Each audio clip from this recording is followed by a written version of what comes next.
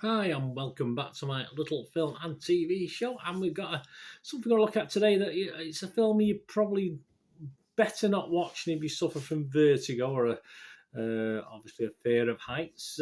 Certainly at the cinema, it's bad enough on the small screen where I watched it. But we're going to have a look at something called Fall today. Please, if you are new to the channel, push that subscribe button, push the bell notifications as I try and inform and entertain if I can on everything film and TV. I also do little vlogs on my football team, Manchester City, as well. If that's of any interest, or you know someone who might be, just point them in my direction. I'll be very, very grateful. And please, if you do enjoy what I try and do, just to make an old film TV watcher very happy, please just give us a thumbs up. So it's nice to get views, nice to get comments. Of course, it is more the comments, the better. If you comment, I'll do my best to answer any comments you make on this film or anything else, or TV, doesn't matter which. But it's always nice to get a thumbs up as well as the views, etc. Right, Fall, 107 minutes, yes, 15 certificate, and this is classed as a survival thriller film. It certainly is. Directed and co-written by Scott Mann. Film stars, not very familiar faces to me, well, apart from one. Grace Caroline Curry, Virginia Gardner, Mason Gooding, and the familiar face, Jeffrey Dean Morgan. Not a massive part, probably in it for about, 6-7 minutes, something like that. So it's a minor part, really. It's all about Grace, Caroline Curry, and Virginia Gardner's characters, really. It was released in the United States on September the 17th, 2022. I'm not sure what its nationwide release was. I've been out and about, so I'm not too sure if it's a similar day. I'd imagine so. So what's it scoring? Well, Rotten Tomatoes audience like it. They give it a 4 out of 5, 79% positivity. So we like that. I like the look of that. I like the cut of their jib. Internet Movie Database, again, positive, not quite as high.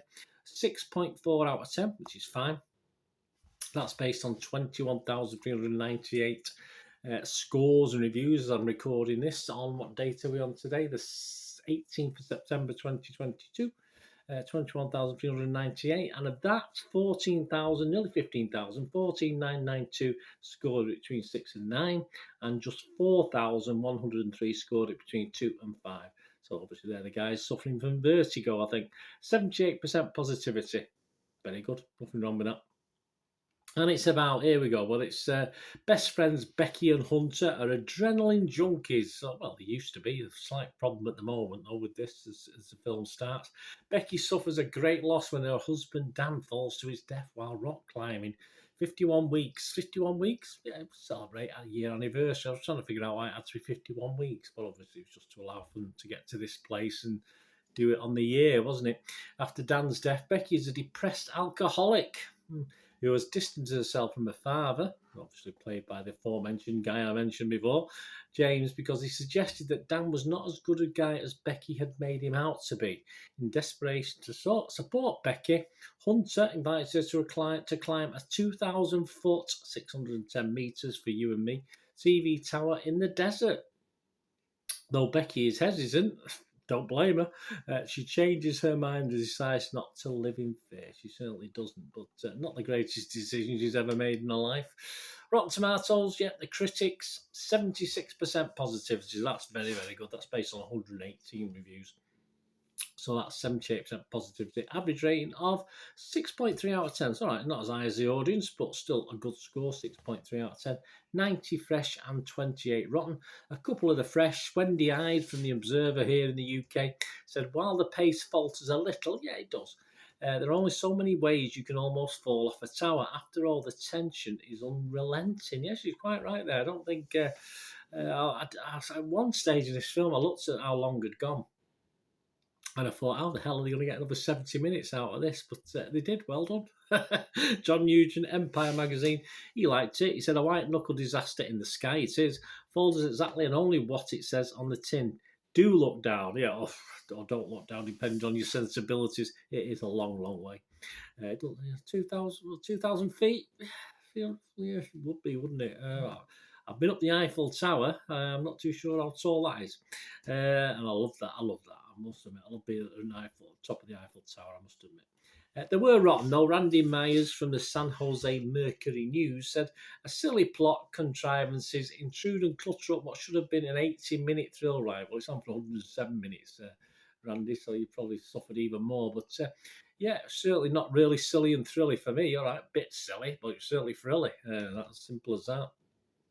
The consensus of Rotten Tomatoes, fundamentally absurd, yes, yet as evocatively minimalistic as its title. Fall is a sustained adrenaline rush for viewers willing to suspend disbelief. Yeah, I mean, don't take these things seriously. It's entertainment. That's all it is. It's not documentary, it's entertainment. Metacritic, the other site we'll look at, gave the film a weighted average score of 62 out of 100. So, again, very good, based on 23 critics. And it scored anywhere between a miserly 25. We'll have a look at that in a minute, and 83 out of 100. Collider's Marco Vito Odo, what a name. He gave it 25. He didn't like it very much. With weak leads and shallow characters, Fall fails the audience by its inability to present human beings we can care about. Well, if you watch my vlogs, if you do regular, you know I like to invest in people, whether it's a TV series or a film. A lot about a drama like this, and is about liking the people, and I thought the characters were okay. They weren't great, but they sort of grew on me as the thing progressed. So yeah, I was all right. I did care. I did care by the end. Obviously, Marco didn't, but says more about him than me, perhaps. I'm not too sure. The Raps Robert Abel, Abele. He gave it 72 out of 100, though he liked it. He said, "This may be the first movie to apply this Chekhov's." You'll have to decipher this for me, guys, but it looked good. Look, it was written well. "This may be the first movie to apply the Chekhov's gun rule to vultures. A portent sure to satisfy the more horror-minded ticket buyers, not to mention anyone else eager for the kind of back-to-basic survival excitement Fall refreshingly serves up in this dreary age of apocalyptic popcorn emptiness." I understand a bit more now. On my third reading through, yes, yeah, I'll go with that. Yeah, it is a positive. I was struggling with that last sentence, actually, what he meant, but he's been positive. Yeah, my apologies, guys. I understand what he means now.